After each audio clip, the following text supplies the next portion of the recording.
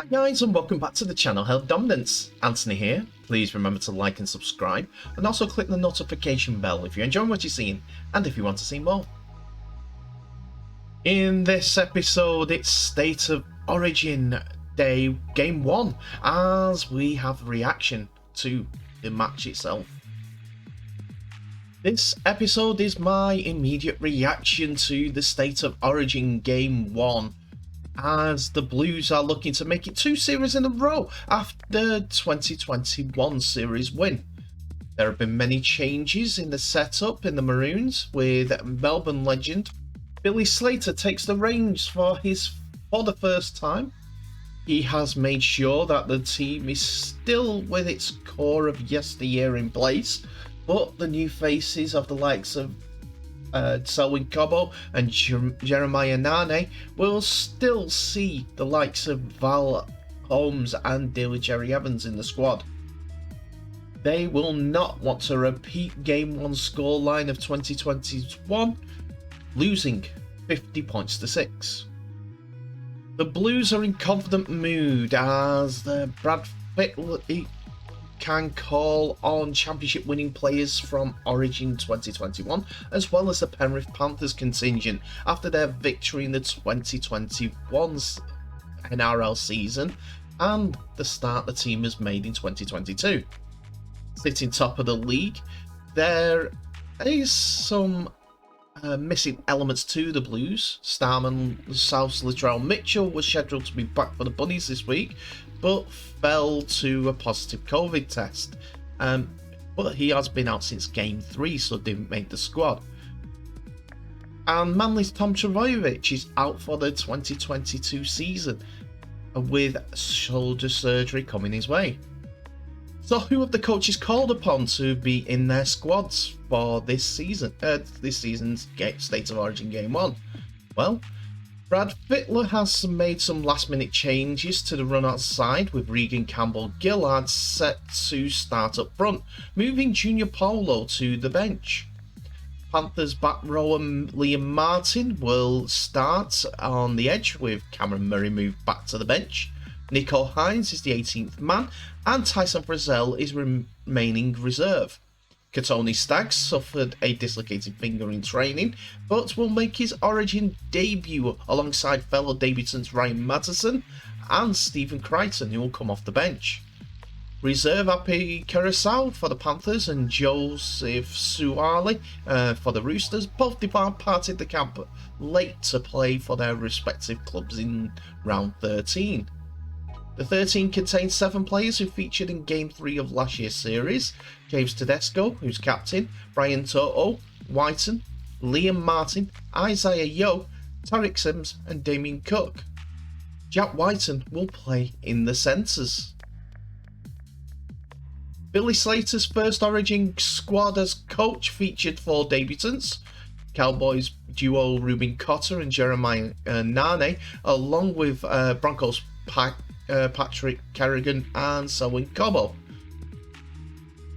Manly's Daly Cherry Evans will skip the side for the 10th successive time and is surrounded by familiar faces in the background, with Kalen Ponga, Valentine Holmes, Dane Gagai, Xavier Coates and Cameron Munster all back on deck after playing Game 3 last year. Ben Hunt will be starting at hooker with Harry Grant on the bench, although the Storm number 9 could well end up playing more minutes than the Dragon skipper. After missing last year's series with injury, Roosters prop Lindsay Collins returns to the side and is named on the bench. Tino Fasamolawe moves to prop to replace Christian Welch, who is out for a season-ending Achilles injury. There are no changes to the squad, with Tom Dearden the 18th man and Jay Arrow the reserve. And when we kick off it, we see early drama as the first drive by the Queensland team on the first carry, as Isaac Yeo comes out groggy after the Queensland man drove into the tackle.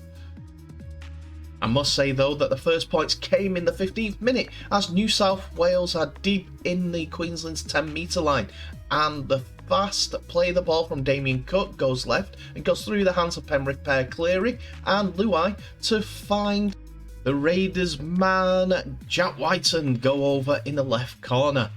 Unfortunately, it can't be made 6, but because Nathan Cleary's touchline conversion smashes the post. There is an early change for Slater's men as he takes Josh Papali'i off for the debuting Patrick Carrigan. On the 22nd minute, and the heavily limping Xavier Coates is treated by the physio. He's putting weight on his bad leg, but the Maroons winger is in some discomfort. While this is going on, the Blues cough up possession in their own 30. I must admit, New South Wales have not kept the ball well during this first half, despite a very even game in possession, but points on the board for the Blues. Queensland have just kept the ball better. A penalty for offside keeps the Maroons deep in the Blues 20 after Jerome Luai is pinged for being offside. The Maroons reach their final play, and it is a kick by Daly Cherry-Evans, which is diffused by the Blues, and they get away with the bit of indiscretion. We reach the 35th minute, and finally the Queensland Maroons respond as a pass through the hands to the right in the Blues 40-metre line. The final ball goes to ground off. I can't see who it is. I think it's Jeremiah Nane, but it bounces into the hands of Selwyn Cobbo, who is being tackled to go out of touch, but has the presence of mind to kick the ball back inside. And it is a great move by the youngster as Ngagai picks the ball up on the right, 7 metres in from the touchline, and just puts the ball down for Queensland's first try of the game. Valentine Holmes converts, and it's the lead for Queensland, 6 points to 4. This made the Blues mad, and on their first attacking set, they started trundling with pace down the pitch. 2 sets restarts was shouted, one for keeping hold of the ball by Cameron Munster, and the other, who eludes me at this point, sees the Blues next to the posts for the with 6 tackles in hand. They go through one tackle, and Junior Paulo thinks that he's got over the line for an immediate response, but the referee calls it back for a shepherd by the Blues man, and it stays 4 points to 6 in the Maroons' favour. The Blues did have another attack, but it's so close to half time, they are going into the sheds 4 points to 6, but the Hooters goes, and they have a slight overlap on the right hand edge, and they go through the hands, 3-on-2. Queensland's defence is trying to swarm over, and the Queensland players see that, and there's a kick forward for a chase, but Valentine Holmes is the first one chasing back and gets there first to knock it out dead for the final act of the first half. Some interesting stats coming in from that first half, as Ruben Cotter has made 28 tackles on debut, and Patrick Carrigan has already carried for 109 metres, despite only playing 25 minutes of the game. And that's a half-time scoreline, 6 points to 4.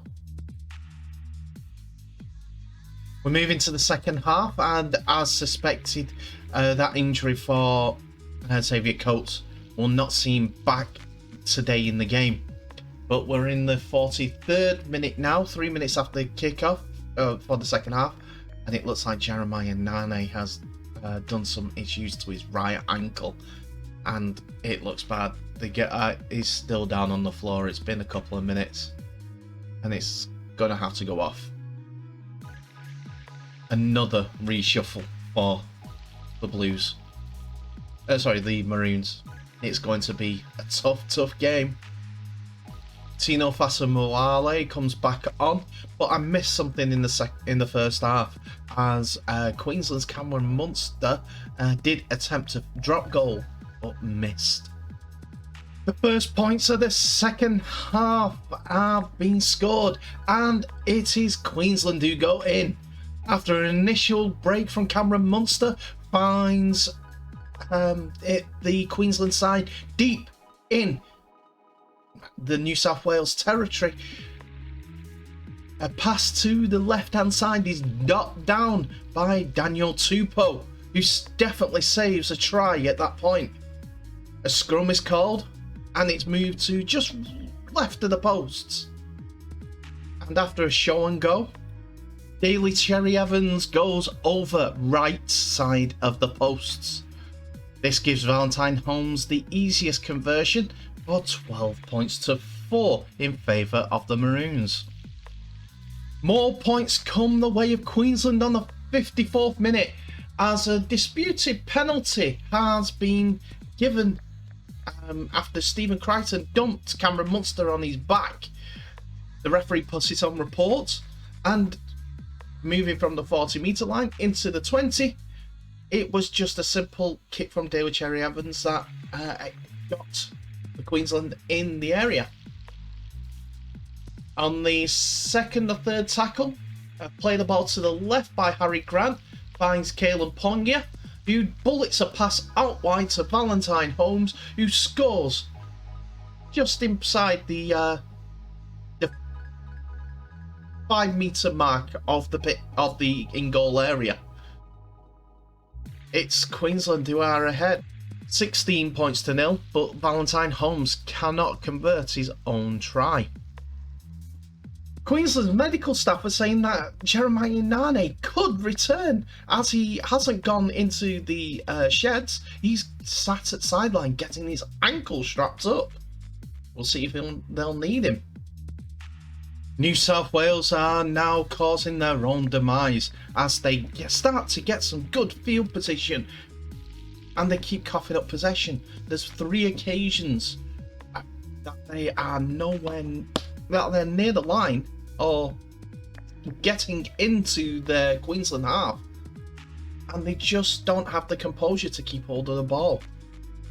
Cameron Munster almost got the benefits of one such instance as he picked up the loose carry and carried on down the pitch and got into the 30-metre line of New South Wales. Fortunate enough, nothing came of it for the Blues, but the Maroons are still leading 16 points to 4 at this stage. We're in the 68th minute and the Queensland are camped on the New South Wales line as Jack Whiteson coughs up a ball in a tackle, which sees Cameron Munster almost go over once more. The Maroons think that they're over in the corner, but Campbell Gillard gets over to stop the Queensland play from getting over. It's a fantastic tackle, to be honest.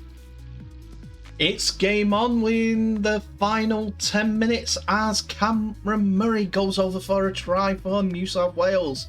After a penalty sees New South Wales piggyback up this pitch, the goal forward is excellent for them. They're finally getting the set together. And after Nathan Cleary attacks the line and almost gets through, the next play the ball goes to Jerome Luai, who attacks the line once more, and he passes out left, so creating a gap, drawing in the 2 men for Cameron Murray to receive the ball and run through on the left edge. It's a fantastic try for the Southsman, and Murray has made it 16 points to 8. Nathan Cleary makes no mistake with the conversion, and it's 16-10 with 7 to go. We're in the final 2 minutes, and it's obvious who has been the better player in the second half, and it's Cameron Munster. After his effort has seen him push Queensland up and down the field, he's kept running, And Valentine Holmes has just made a break to get into the Queensland half. And the ball has gone out wide to Selwyn Cobbo on the opposite wing. And Queensland give up the ball as an end of set play 5 meters away from the Blues try line. 90 meters, 90 seconds. Can they do it? They almost did. Goodness me. They got a penalty, New South Wales, to piggyback themselves all the way up the pitch into the halfway line of the game, the match. And they kept driving forward. And on the 4th tackle, the ball gets to Isaiah Yeo, who hits the line, spins, and almost gets over for the try. He is mere centimetres away from getting the points, well, more than likely tied up. No, it would have been, yes, tied up, because the attempt was right under the sticks. And as soon as he goes to try and get up to play the ball, the hooter goes. The referee blows up as well. And that is the game. I just have to say the special comments about Valentine Holmes. He went at his edge compatriots like they were twice as small as him. He hammered them in defence. He gets a try and kicks 2 goals. I think he was the best player on the park. But can't knock the leadership of Cameron Munster, as he did really, really well to motivate the team in the go forward. But anyway, that's Origin Game 1 done. And the final scores are New South Wales 10, Queensland 16. So that's it for another episode, ladies and gentlemen. Thank you so much for watching. Please remember to like, subscribe and share this video worldwide, and tell me what your thoughts are of Origin 2022 Game 1. I think that the overall summary of the game is, in one sentence, is Queensland grind out win, while Blues fumble the ball. Anyway, thank you very much for watching. Please remember to share this video worldwide. Comment, like, subscribe. But in the meantime, please stay safe. I wish you all the best, and I'll see you in the next episode.